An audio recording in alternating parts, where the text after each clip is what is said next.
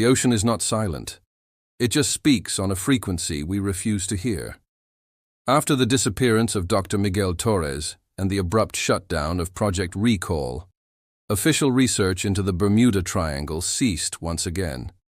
Governments denied involvement, the media moved on, and the mystery sank back into the deep.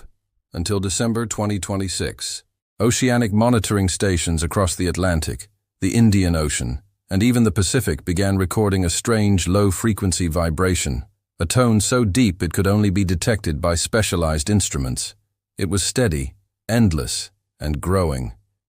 Technicians called it the hum. The signal's frequency was measured at 5.17 Hz, the same resonance linked to the Invisible Triangle and Project Echo 2. But this time, there was something new. The sound didn't originate from a single source. It came from everywhere, as though the oceans themselves had begun to vibrate. A NOAA engineer described it simply. It's like the planet started to sing, and the voice is coming from below. As the hum intensified, ships began reporting bizarre symptoms among their crews. Fishermen near Bermuda claimed they could feel the vibration inside their bones. Divers reported dizziness, hallucinations, and, most disturbingly, a feeling that something was calling them from the deep. In February 2027, a Japanese research team from JAMSTEC deployed submersibles to record the phenomenon. Lead scientist Dr. Kenji Sato wrote in his log, "The sound isn't only in the sea. It's in the mind. It whispers your name."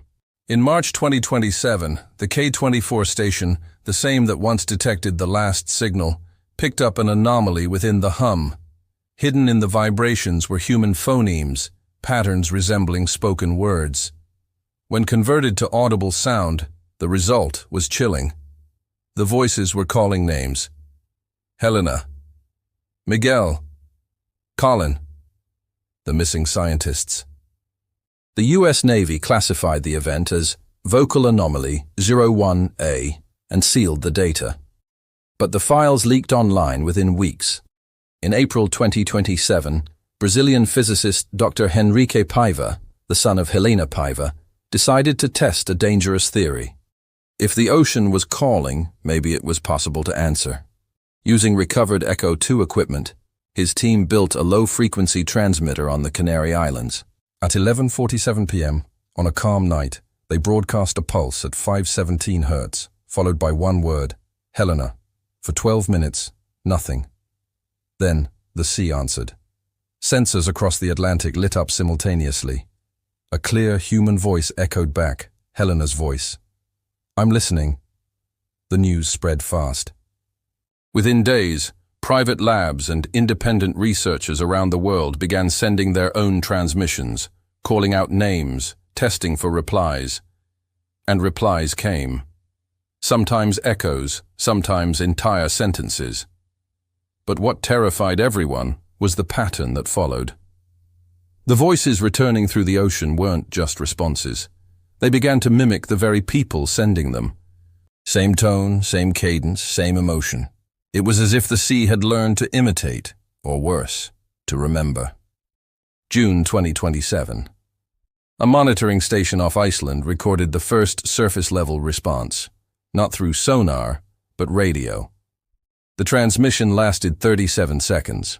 It began with static and ended with a single voice, soft and human. The recording never ended. Then came the sound. 5 short beats. 1 long. Silence. Analysis traced the origin to a deep trench between Iceland and Greenland, a site of gravitational anomalies first detected years earlier. Since then, it's been known as the Boreal Gate. By mid-2027, the hum had reached every corner of the globe. Cargo ships reported failing compasses. Submarines lost communication for minutes at a time. Pilots flying over the Atlantic claimed to hear voices through static. Doctors documented a new condition among affected crews, acoustic resonance syndrome, characterized by confusion, memory loss, and disorientation. Many of them spoke of vivid dreams, of the ocean floor, of vast luminous shapes, and of being called by name. In September 2027, the International Maritime Organization convened an emergency summit in London. Delegates from 20 nations gathered to review the data. Every graph, every spectrogram pointed to the same conclusion: a synchronized vibration circling the Earth. Dr. Henrique Paiva presented a map, a global pattern connecting the Bermuda Triangle, the Dragon's Triangle in the Pacific, and the Antarctic Circle. Together they formed a perfect geometric grid around the planet. "This is not random," he said. "It's a network, a planetary memory field. The Earth is remembering through sound." Weeks later, an international coalition attempted to neutralize the hum by broadcasting an inverted counter-frequency, the so-called cancellation signal. The operation launched simultaneously from 6 global stations and lasted exactly 47 seconds. On the 48th second, everything stopped. Every transmitter, every satellite, every sonar. Then came one voice, broadcast worldwide on every open channel. "You heard us. Now, you remember." And then, the world fell silent.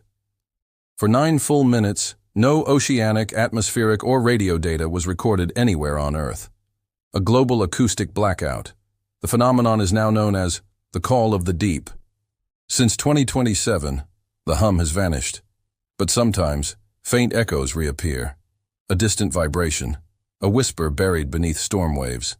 Some scientists call it feedback, others, memory. But sailors crossing the Atlantic still tell a different story. They say the ocean hasn't gone quiet, it's just waiting for the next name. And sometimes, on windless nights, they claim to hear it.